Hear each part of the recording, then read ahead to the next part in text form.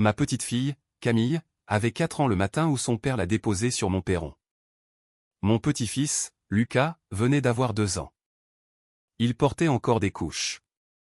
Il y avait un sac entre deux, un seul sac pour 2 enfants, et à l'intérieur se trouvaient 3 couches, un flacon de lait infantile à moitié vide et un lapin en peluche jaune auquel il manquait un œil. C'était tout.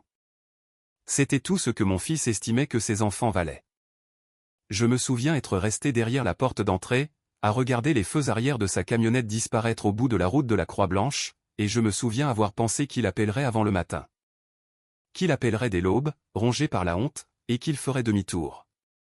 Je suis rentré et j'ai préparé des tartines pour les enfants. Ma petite fille n'a pas pleuré. Elle s'est assise à la table de la cuisine, ses petites mains croisées sur ses genoux, et m'a regardé préparer le petit déjeuner comme si on lui avait appris à ne jamais causer d'ennui. C'est ce détail-là qui m'a brisé le cœur. Pas la camionnette de mon fils, ni le lapin borgne. C'était cette petite fille de 4 ans qui savait déjà comment s'effacer pour ne pas être un fardeau. Mon fils, Nicolas, n'a pas appelé le lendemain matin. Ni le surlendemain d'ailleurs. J'ai 63 ans. J'ai passé 31 ans comme entrepreneur dans le bâtiment en Bourgogne. Je sais comment réparer les choses. Je sais regarder un objet cassé et comprendre ce dont il a besoin. Mais je n'avais jamais élevé de jeunes enfants tout seul. Ma femme est décédée d'un cancer 11 ans avant que tout cela n'arrive, et mon fils unique, partait à la dérive depuis le début de sa vingtaine. Mauvaise décision, mauvaise fréquentation, des dettes de jeu qui semblaient repousser chaque fois que je les épongeais. La mère des enfants était partie alors que Lucas était encore un nourrisson. Elle avait signé un renoncement à ses droits parentaux et s'était installée dans une autre région. Les documents juridiques sont toujours dans mon classeur, derrière les factures d'électricité.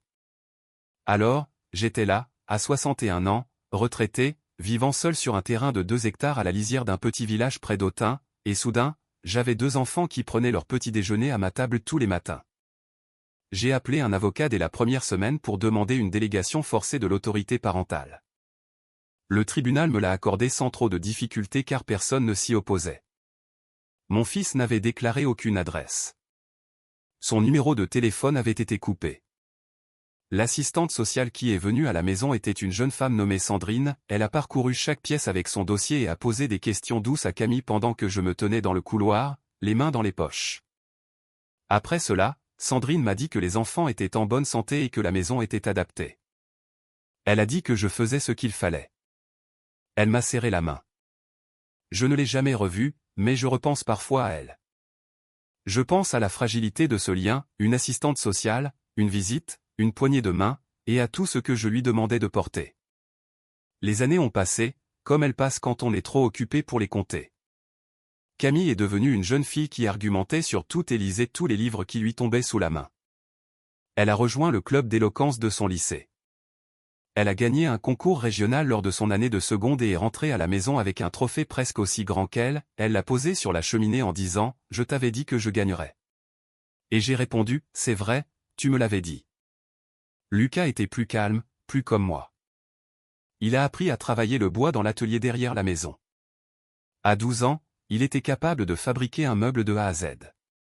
Il avait la patience de son grand-père et les yeux de sa grand-mère, et parfois, quand la lumière du soir traversait la fenêtre de la cuisine d'une certaine façon, j'étais obligé de détourner le regard. Je n'ai pas eu de nouvelles de mon fils pendant 12 ans. Puis, un jeudi de mars, un gros SUV noir s'est garé dans mon allée et 2 hommes en costume en sont sortis. J'étais sur le perron quand ils ont monté les marches. L'un d'eux était mon fils. Je ne l'avais pas vu depuis 12 ans. Il avait forci, porté une barbe taillée et l'allure soignée de quelqu'un qui avait récemment fait fortune. L'autre homme s'est présenté comme son avocat. Il avait une mallette et un sourire qui n'atteignait pas ses yeux. Mon fils ne m'a pas serré dans ses bras. Il n'a pas regardé la maison ni le jardin. L'avocat m'a remis un document. Il était poli, presque prévenant, de cette manière qu'ont les gens quand ils s'apprêtent à commettre l'irréparable. Il a déclaré que mon fils demandait la garde exclusive de ses 2 enfants mineurs, invoquant ce qu'il appelait un arrangement privé illégal et non documenté par lequel j'aurais prétendument soustrait les enfants à leur père légal pendant plus d'une décennie. J'ai lu les mots sur le papier. Puis je les ai relus. « Tu veux me les prendre » ai-je dit. Mon fils m'a enfin regardé. Ce sont mes gamins, a-t-il dit. J'ai déjà eu des litiges auparavant, des différends de chantier, des problèmes de propriété, une dispute de bornage avec un voisin qui a duré 3 ans et s'est terminée au tribunal de proximité. Je sais rester calme. Je sais garder une voix posée quand j'ai en réalité envie de faire quelque chose qui m'enverrait en prison. J'ai gardé ma voix posée. J'ai dit, revenez demain. L'avocat a commencé à parler de procédures et de délais légaux, mais j'ai maintenu la porte ouverte en regardant mon fils et j'ai répété, demain. Quelque chose sur mon visage a dû lui faire comprendre que je ne négocierais pas sur ce point, car ils sont remontés dans le SUV et sont partis. Je suis resté assis sur le perron pendant un long moment.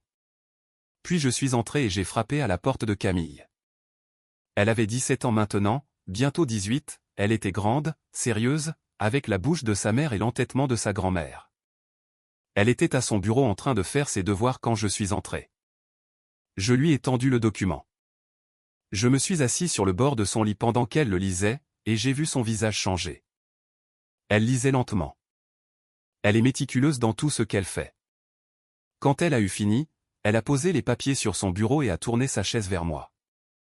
Il veut qu'on revienne avec lui, a-t-elle dit. C'est ce que disent les papiers. Elle est restée silencieuse un instant. Puis elle a demandé, pourquoi maintenant? Je lui ai dit que je n'en savais rien avec certitude, mais que j'avais un soupçon. L'automne précédent, on m'avait diagnostiqué une insuffisance cardiaque, rien qui ne mette ma vie en danger immédiatement, mais assez sérieux pour que je mette mon testament à jour. Ma propriété, les 2 hectares, la maison, l'atelier et un compte d'épargne modeste étaient légués à mes 2 petits-enfants à parts égales. Ce n'était pas une fortune, mais c'était quelque chose. Et mon fils avait apparemment appris la nouvelle de cette mise à jour. Je ne sais pas comment. Les gens parlent. Camille m'a regardé pendant un long moment sans dire un mot. Il ne nous aura pas, a-t-elle dit. Je le sais. Je suis sérieuse. Il ne nous aura pas, je le sais aussi, j'ai répondu. Mais j'ai besoin que tu me laisses gérer ça de la bonne manière. La bonne manière, s'est avérée plus compliquée que prévu. Mon avocate, une femme compétente nommée Maître Lefebvre, qui s'était occupée de la succession de ma femme des années plus tôt, a examiné les documents de tutelle et m'a dit que, bien que ma position juridique soit solide, la situation n'était pas simple. Mon fils était le père biologique. Ma délégation d'autorité avait été accordée dans un contexte d'urgence il y a 12 ans, et bien qu'elle n'ait jamais été formellement contestée, mon fils pouvait arguer que les circonstances avaient changé. Il travaillait maintenant. Il avait un domicile. Il était apparemment sobre depuis plusieurs années. Maître Lefebvre m'a dit que le juge voudrait entendre les enfants, ce qui était une bonne chose, mais qu'un juge pèserait aussi sérieusement les droits des parents biologiques. Elle a ajouté qu'il y avait une chose qui pourrait clore l'affaire avant même qu'elle ne commence. Si vous avez le moindre document, a-t-elle dit, n'importe quoi prouvant qu'il a volontairement et sciemment laissé ses enfants à votre charge, une lettre, un enregistrement, une déclaration écrite, n'importe quoi. Cela transformerait l'affaire en abandon de famille, et non plus en simple litige de garde. Je suis rentré chez moi ce soir-là et j'ai commencé à fouiller dans les cartons. Mon voisin Marcel est passé alors que j'étais en plein milieu de mes recherches.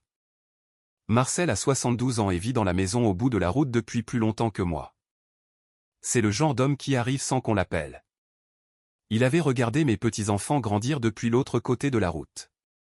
Il avait emmené Camille à ses concours d'éloquence quand j'avais un mal de dos qui m'empêchait de conduire. Il avait appris à Lucas à pêcher. Il est entré dans le salon, a vu les cartons étalés sur le sol et l'expression de mon visage. Je lui ai raconté ce que Maître Lefebvre avait dit. Je lui ai dit que je cherchais tout ce que mon fils aurait pu laisser derrière lui, la moindre trace de cette nuit d'il y a 12 ans. Marcel s'est assis sur le canapé et s'est frotté le menton. « Et le vieux téléphone ?» a-t-il demandé. Je l'ai regardé, perplexe. « Tu t'en souviens ?» a-t-il poursuivi. Je me suis levé. Je suis allé au classeur. Le téléphone était dans un sac de congélation scotché à l'intérieur de la chemise cartonnée. C'était un modèle qui était déjà dépassé de plusieurs années quand je l'avais trouvé. La batterie était morte, bien sûr, mais j'ai trouvé un chargeur compatible dans un magasin d'électronique en ville le lendemain matin. Et quand je l'ai branché et allumé cet après-midi-là, il fonctionnait encore. Il y avait 47 messages textes et 3 messages vocaux. Le 3e message vocal était de mon fils, enregistré le jour où il avait déposé les enfants. Je me suis assis à la table de la cuisine et je l'ai écouté 2 fois sans bouger. Sa voix était reconnaissable entre mille, même avec 12 ans de moins. Il ne pleurait pas, mais sa voix semblait fragile et épuisée, comme celle des gens qui prennent de mauvaises décisions depuis trop longtemps et qui le savent. Il disait qu'il avait besoin que je m'occupe d'eux pendant un certain temps. Il disait qu'il devait de l'argent à des gens qu'il ne pouvait pas rembourser et que ce n'était pas sûr pour les petits de rester avec lui. Il a dit, « Papa, je te les laisse parce que je ne peux pas m'en occuper en ce moment. S'il te plaît, n'appelle pas les gendarmes. Je vais arranger les choses et je reviendrai quand je pourrai. » Il a ajouté, « Je suis désolé, papa. » Il l'avait dit 2 fois. J'avais eu besoin d'entendre ça pendant 12 ans. Et l'entendre maintenant, dans ce contexte, comme preuve dans un conflit juridique sur des enfants qu'il avait abandonnés, cela ressemblait à quelque chose qui avait pourri dans un bocal. J'ai appelé Maître Lefebvre. Elle est restée silencieuse un moment après mon récit. Puis elle a dit, « Ne perdez pas ce téléphone. » Je n'ai pas perdu le téléphone. Marcel m'a conduit au cabinet de Maître Lefebvre l'après-midi même et elle l'a fait enregistrer et documenter avec une analyse d'horodatage effectuée par un service d'expertise avec lequel elle travaillait. Le message vocal contenait des métadonnées. La date et l'heure de l'enregistrement étaient intactes. Tout était là. L'audience pour la garde était prévue un mardi matin en avril. Je n'avais pas bien dormi les semaines précédentes. Je ne suis pas un homme qui montre ses nerfs. 30 ans dans le bâtiment vous apprennent à paraître stable quand le sol est incertain. Mais je ne dormais pas. Je me levais à 2 heures du matin, je m'asseyais dans la cuisine, je buvais du café en regardant l'obscurité à la fenêtre et je pensais aux pires issues possibles. J'avais passé toute ma vie d'adulte à envisager le pire, et cela ne m'avait jamais empêché de faire le travail qui m'attendait. Mais cela n'avait jamais empêché les pensées non plus. Le matin de l'audience, Camille est entrée dans la cuisine avant 6 heures. Elle était déjà habillée. Elle s'est assise en face de moi à la table et s'est versée du café, une habitude qu'elle avait prise l'année dernière et à laquelle je ne m'étais toujours pas habitué. « De quoi j'ai l'air » a-t-elle demandé. De quelqu'un qui est sur le point de gagner un débat, j'ai répondu. Elle a souri brièvement. Je veux dire quelque chose sur ce moment précis, car je ne sais pas comment le dire autrement que directement. En étant assis en face de ma petite fille dans la lumière matinale de la cuisine, en la regardant envelopper sa tasse de ses 2 mains comme sa grand-mère le faisait, j'ai compris que, quoi qu'il arrive dans cette salle d'audience, je n'avais pas gâché ces 12 années. Je n'avais rien manqué. J'avais été exactement là où je devais être, faisant exactement ce qui devait être fait, et aucun juge, aucun avocat, aucune revendication biologique sur papier ne pouvait changer ce qui s'était réellement passé dans cette maison entre nous. Je le savais. Je m'y suis accroché. Lucas était plus silencieux ce matin-là. Il avait mis sa belle chemise et sa mâchoire était serrée, comme il le fait quand il réfléchit intensément. Il m'a serré dans ses bras avant que nous montions dans la voiture de Marcel. Ce n'est pas un habitué des câlins, ce qui est aussi un trait de caractère qu'il tient de moi, et il m'a serré un peu plus longtemps que d'habitude. J'ai tapoté son dos sans rien dire, parce qu'il n'y avait rien à dire qui puisse faire mieux que ce qu'il venait de faire. Marcel conduisait. J'étais à l'avant. Mes petits-enfants étaient à l'arrière. Personne ne parlait beaucoup sur la route de la ville. La salle d'audience était plus petite que ce à quoi je m'attendais. C'est toujours comme ça dans les tribunaux de province, pas de grande architecture digne des séries télévisées, juste une pièce au plafond bas avec des néons et des chaises pliantes le long du mur. Mon fils était déjà assis quand nous sommes entrés. Il ne nous a pas regardés. Son avocat classait des papiers avec l'efficacité particulière de ceux qui facturent à l'heure. Maître Lefebvre était calme. Elle est toujours calme. Elle m'avait prévenu que le message vocal serait présenté pendant sa plaidoirie et qu'elle avait également déposé le dossier scolaire de Camille, 12 ans de relevé, les notes des professeurs, l'assiduité, le trophée d'éloquence. Ainsi que les rapports du médecin de famille qui suivait les 2 enfants depuis leur arrivée. Des documents qui montraient 2 enfants épanouis, stables et profondément intégrés dans une famille et une communauté. Des documents qui montraient un grand-père présent à chaque rendez-vous, chaque réunion parents-professeurs, chaque urgence. Le juge était un homme d'une 60aine d'années avec des lunettes de lecture sur une chaîne et la manière délibérée de quelqu'un qui a tout entendu et que l'on ne surprend pas facilement. L'avocat de mon fils a parlé en premier. Il a présenté son argumentaire avec soin. Mon fils s'était racheté. Mon fils avait un emploi stable et un logement. Ses droits parentaux n'avaient jamais été formellement retirés. Les enfants méritaient d'avoir l'opportunité de connaître leur père biologique. L'arrangement en place, s'il avait été approprié pour une situation d'urgence, n'avait jamais été censé être permanent. Il a prononcé cette dernière phrase avec assurance. Maître Lefebvre l'a laissé finir. Puis elle s'est levée et a dit « Monsieur le juge, j'aimerais soumettre la pièce à ». Elle a diffusé le message vocal via une petite enceinte sur la table d'épreuve. La salle est devenue totalement silencieuse pendant que la voix de mon fils résonnait. Je te les laisse parce que je ne peux pas m'en occuper en ce moment. Le juge a écouté sans expression. L'avocat de mon fils a griffonné une note sur son bloc et n'a pas levé les yeux. Je ne sais pas quand je reviendrai. J'ai regardé mon fils pendant que l'enregistrement tournait. Il regardait la table. Je ne sais pas ce qui se passait en lui, et je ne suis plus certain que cela compte. Quand ce fut fini, le juge a retiré ses lunettes et les a posées sur son pupitre. « Maître, a-t-il dit à l'avocat de mon fils, comment votre client répond-il à cet enregistrement ?» Il y eut une concertation. Des voix basses. J'ai regardé Maître Lefebvre, qui observait le juge avec la patience sereine de quelqu'un qui a déjà gagné et le sait. L'avocat de mon fils s'est redressé et a déclaré que son client contestait le contexte dans lequel l'enregistrement devait être interprété. Le juge a remis ses lunettes et a regardé le papier devant lui pendant un long moment. Puis il a levé les yeux. « Je vais entendre la jeune fille », a-t-il dit. Camille avait eu 18 ans 3 semaines auparavant, ce qui signifiait qu'elle n'était plus mineure aux yeux de la loi. Maître Lefebvre l'avait souligné lors de la préparation. Camille a été autorisée à s'adresser au tribunal non pas comme un enfant faisant l'objet d'une décision de garde, mais comme une adulte majeure ayant la capacité de parler en son propre nom et au nom de son frère en tant que parent le plus proche. Elle s'est avancée à la barre sans nervosité. Elle n'a pas regardé son père. Elle a regardé le juge. « Je veux dire quelque chose », a-t-elle commencé, parce que je pense que cela doit être dit à haute voix. Le juge a fait un signe de tête. « J'avais 4 ans quand mon père nous a laissés chez mon grand-père », a-t-elle dit. Je me souviens de ce matin-là.